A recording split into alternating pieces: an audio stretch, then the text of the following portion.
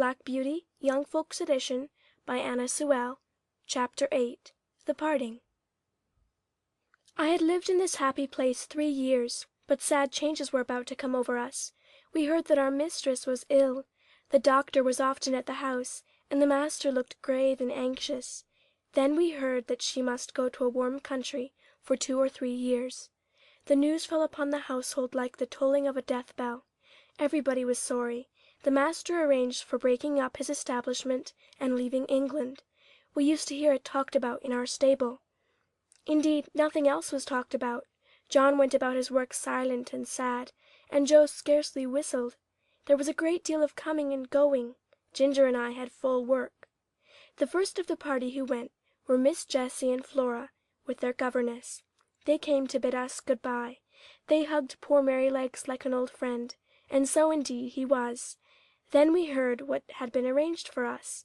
Master had sold Ginger and me to an old friend.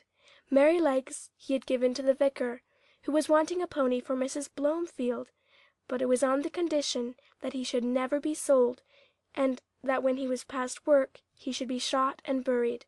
Joe was engaged to take care of him and to help in the house, so I thought that Merrylegs was well off. "Have you decided what to do, John?" he said.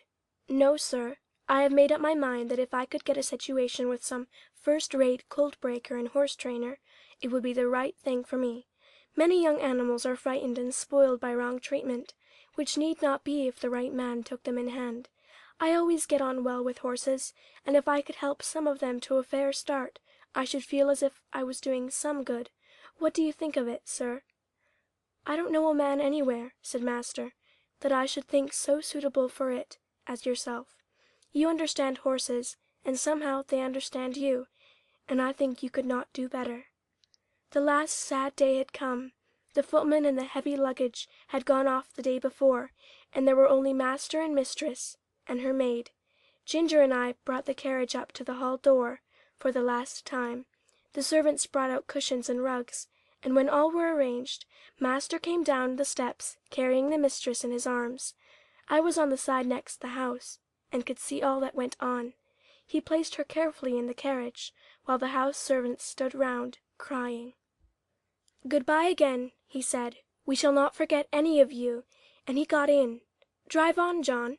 Joe jumped up, and we trotted slowly through the park and through the village, where the people were standing at their doors to have a last look and to say, "God bless them."